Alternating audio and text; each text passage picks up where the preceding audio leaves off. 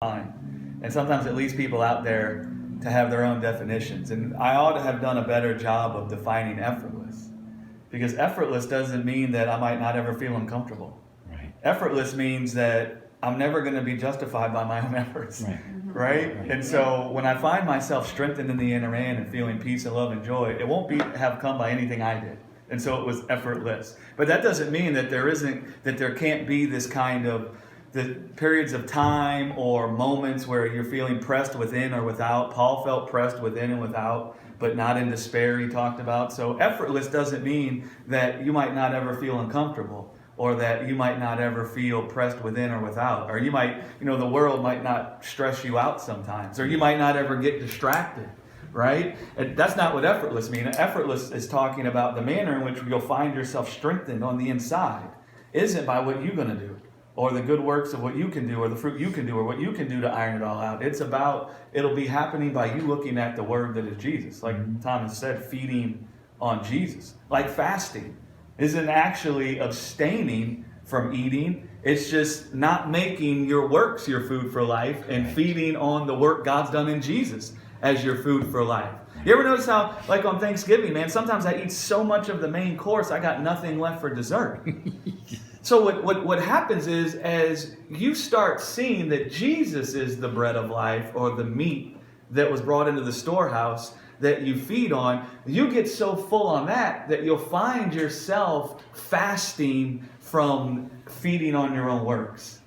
Right? Yes. It's like you don't try to fast from this. We tend to go at it that way. We think, okay, fasting is, I'm not going to make my works my food for life. Let me try to stop that. You're actually still in your works. Right. Exactly. Yes. You're actually still in your works. And it's not bad. That's actually like one of the stages. Because the first thing you have to hear is that you can't find life by your works. Right? So then you at least like, oh, okay. And then your eyes get set on Jesus. But as you be feeding on Jesus, what happens is you get so full in Him that you'll just no longer be looking to your works for food.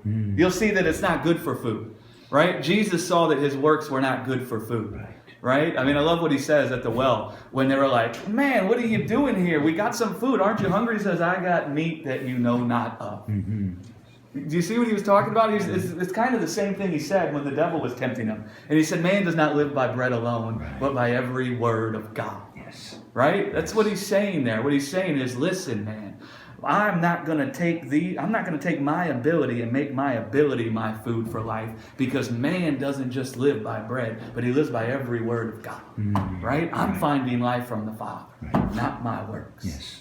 Right? I'm finding life from the Father, having told me that I'm His beloved Son, in whom He's well pleased, even after I got out of the Jordan River and had been baptized into the sin of the world. Jesus is baptized by John. Guys, in the Old Testament, the high priest would baptize the lamb in the sin before the lamb was sacrificed, and before the other lamb was sent out into the desert or the wilderness. So John the Baptist would have been the lawful high priest. One of the things he did there was he baptized Jesus in the sin of the world. So Jesus comes out of the Jordan River baptized in the sin of the world, just like the lamb was baptized in the sin. The sin had to be placed on Jesus in the same way the types revealed it in the Old Testament. Sure. So Jesus comes out of the water baptized in the sin of the world, and then what happens? This is my beloved Son, in whom I'm well pleased. Wow.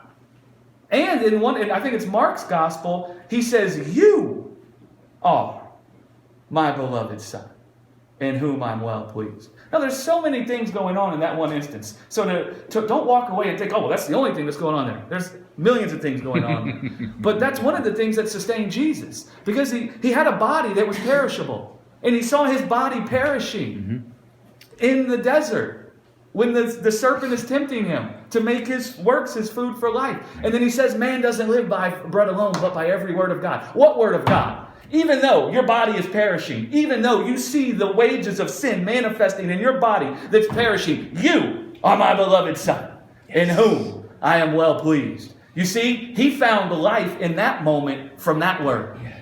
Right. Yeah. We don't think much